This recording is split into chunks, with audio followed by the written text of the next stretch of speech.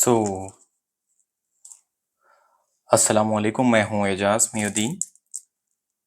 आज के इस वीडियो में हम SA2 रिवीजन मैथमेटिक्स करने वाले हैं। आप इस पेपर को अच्छी तरीके से प्रैक्टिस करिए और जितना ज़्यादा प्रैक्टिस करेंगे आप उतना ज़्यादा आपको हेल्प होगी आपके SA2 एग्जाम्स में। यहाँ पे सबसे पहले जो फर्स्ट क्वेश्चन हमारे पास है वो देखेंगे हम।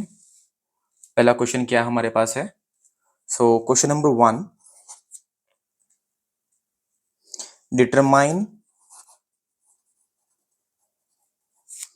Determine the value of x. Determine the value of x. और यहाँ पे determine the value of log base 381। Exam में इस तरीके से क्वेश्चन आने वाला है। क्या करना है आपको? सबसे पहले सॉल्यूशन लिखना है, आंसर नहीं लिखना है, यहाँ पे सॉल्यूशन लिखना। उसके बाद हमेशा याद रखो मैथ्स में जब भी आप लिखते तो जो क्वेश्चन में दिया उसको आप गिवन लिख के सेम क्वेश्चन में जो लिखे हुआ है लिख देना। log base 381 is equal to क्या लगाना है आपने को? x लगाना है। ये जो है ना गिवन लगा के मैं जो क्वेश्चन में जो था वो लिखा, क्या लिखा हुआ था क्वेश्चन में? log base 381 is equal to x। अब क्या करेंगे अपन? ये जो 3 है बेस में उसको अपन उस तरफ फेंक देंगे, उधर भेज देंगे। उधर किधर? RHS में भेज देंगे। जब 3 RHS में जाएगा तो क्या होता? ये जो log है वो कैंसिल हो जाता, सिर्फ हमारे पास बचता 81। यहाँ पे नीचे 81 बचा और ये जो 3 इधर गया RHS में, वो जो 3 है वो यहाँ जाने के बाद वो कैसा होता देखो आप। 3 ये जो x है ये 3 उसको उठा लेता, जैसे कि 3 पावर x हो जाता। ठीक है, यहाँ पे बेस में था, RHS में जाके वो x को अपने सर के ऊपर उठा लिया। अब 81 is equal to 3 power x है, log ऑलरेडी कैंसिल हो चुका। अब क्या बचा हमारे पास? 81 इज इक्वल टू 3x है। नेक्स्ट, ये जो 81 है उसका अपन एलसीएम निकालेंगे। 81 का एलसीएम निकालेंगे। लास्ट में क्या है? यहाँ पे ऑड नंबर है। मैं लूंगा यहाँ पे 3, 3 2 जा 6, तो यहाँ पे 8 है, 2 बच गए तो 21 हो गया ये। 3 7 जा 21, उसके बाद ये हो गया 27। फिर से ऑड नंबर लेंगे 3, 3 9 जा 27, उसके बाद 3 3 जा 9, उसके बाद 3 1 जा 3। मतलब ये है कि मैं 81 को 1 2 3 4, मैं 81 को ऐसा लिख सकता हूँ 3 पावर 4 टाइम्स आ रहा। मतलब 81 का जब एलसीएम निकाला मैं तो 81 को मैं 3 पावर 4 लिख सकता हूँ, is equal to 3 power x as it is लिखना है इसको। Bases are equal, power should be equated बोलते हैं मैथ्स में। मतलब जो भी बेसिस है वो सेम आए तो ऊपर के जो पावर्स है उनको अपन लिखना है। क्या है वो? 4 इज इक्वल टू x और x is equal to 4। x is equal to 4, हमारा आंसर आ गया 4। Okay okay, next question number 2 देखेंगे अब।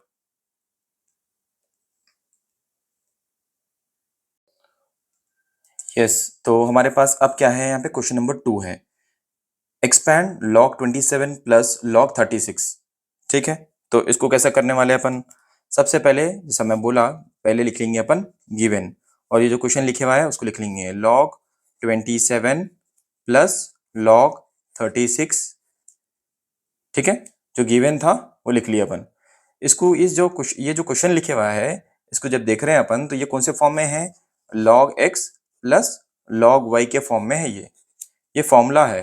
अपन क्या करेंगे? इसको log x इंटू वाई के फॉर्म में लिखेंगे। तो मैं इसको क्या करने वाला हूं?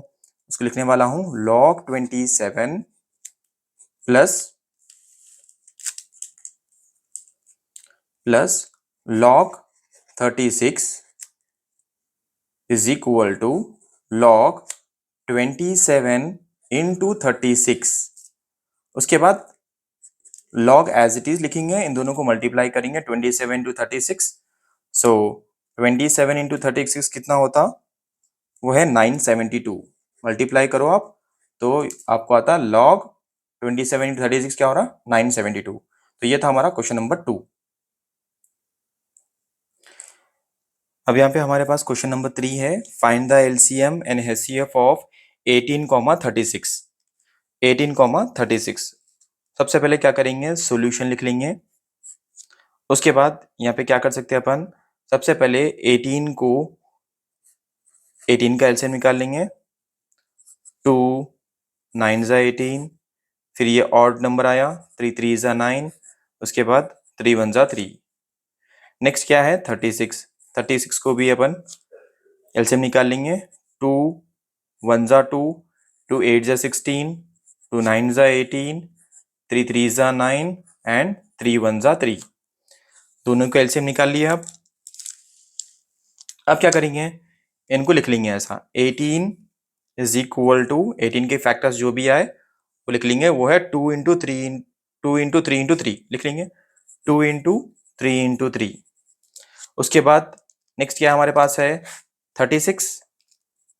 36 के फैक्टर्स लिख लेंगे जो यहाँ पे लिखे हुए हैं, 2 इंटू 2 इंटू 3 इंटू 3 लिख लेंगे, 2 इंटू 2 इंटू 3 इंटू 3। डन। अब देखो आपको निकालना था, इसमें क्या करना था, एचसीएफ और एलसीएम। ठीक है, क्वेश्चन में जो लिखा था, क्वेश्चन में क्या लिखा हुआ था, एचसीएफ और एलसीएम निकालना है। LCM least common multiple, HCF मतलब हाईएस्ट कॉमन फैक्टर। अब क्या करेंगे, यहाँ पे जो लिखे हुआ है उसको पहले अपन एचसीएफ निकाल लेंगे। कैसे निकालते हैं HCF, HCF is equal to, सबसे पहले पेयरिंग करेंगे। तो यहाँ पे ये पेयर हो रहा तो एक बार लिख लेंगे 2।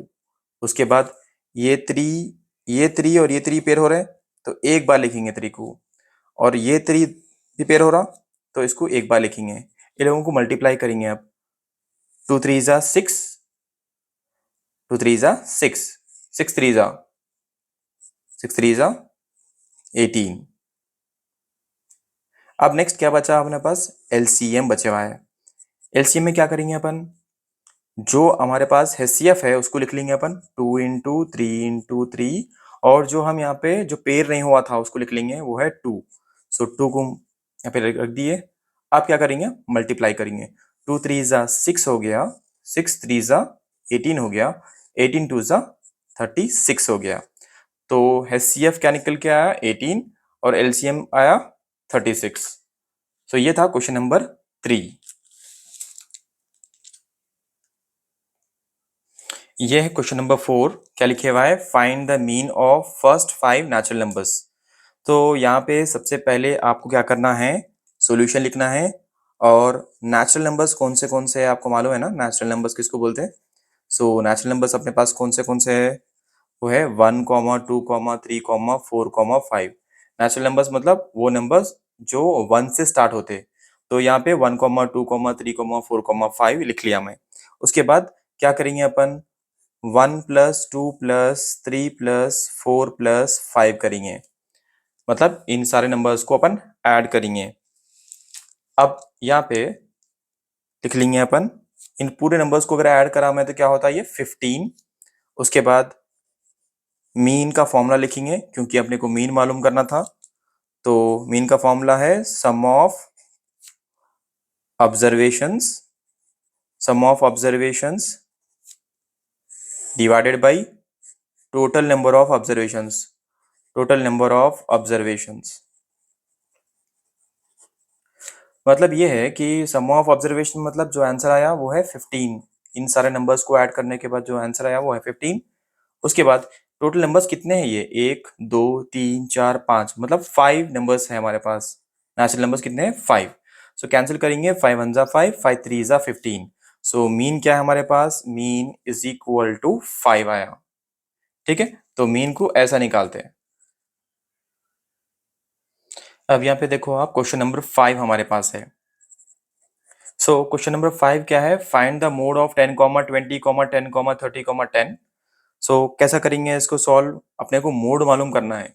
मोड मतलब इनमें से कौन सा ऐसा नंबर है जो बार बार रिपीट हो रहा। यहाँ पे देखो 10 यहाँ पे रिपीट हो रहा, यहाँ पे एक बार है, और यहाँ पे है, यहाँ पे है, मतलब 10 बहुत बार रिपीट हो रहा। कितने बार रिपीट हो रहा, 1 2 3। सो 10 अपीयर्स 3 टाइम्स, लिखेंगे ऐसा, 10 appears how many times, 3 times. Then 20 appears, 20 कितने बार आया, 1 time. and then 30 appears how many times? One time. So हमारा मोड जो है 10 हो गया, क्योंकि सबसे ज्यादा बार 10 रिपीट हो रहा है, इसलिए 10 appears मोस्ट फ्रीक्वेंटली बोल के ऐसा लिख लेना अपन, फ्रीक्वेंटली। ठीक है, जो सबसे ज्यादा बार रिपीट हो रहा वही नंबर को बोलते हैं मोड। सो इस तरीके से क्वेश्चन नंबर 5 को आपको सॉल्व करना है। ओके, सो क्वेश्चन नंबर 6 क्या है हमारे पास? Write the mean formula. So अपने को क्वेश्चन नंबर 6 में क्या आने वाला है? राइट द मीन फॉर्मूला आने वाला है। सो सबसे पहले क्या करेंगे? लिख लेंगे the formula, the formula for mean, the formula for mean. So इसको अपन क्या बोलते हैं? इसको बोलते हैं ऑल्सो कॉल्ड एवरेज भी बोलते हैं इसको। मीन के फॉर्मूले को क्या बोलते हैं? एवरेज भी बोलते हैं। एवरेज निकालने को बोलते हैं मीन। ठीक है, सो मीन का फॉर्मूला लिखेंगे, mean is equal to sum of all values divided by number of values. इस तरीके से लिखना है आपको। अगर सिंबल से रिप्रेजेंट करना है, इसको सिंबल में लिखना है तो mean is equal to sigma f i x i divided by sigma f i. So ये था यहाँ पे सेक्शन 1 कंप्लीट हो गया। टोटल क्वेश्चन 6 होने वाले हैं कल, तो अच्छी तरीके से इन्हें प्रैक्टिस कर लीजिए। और ये वीडियो को अगर आपको समझ में नहीं आया तो बार बार इसको रिपीट करके देखिए और अपने फ्रेंड्स को भी शेयर करिए।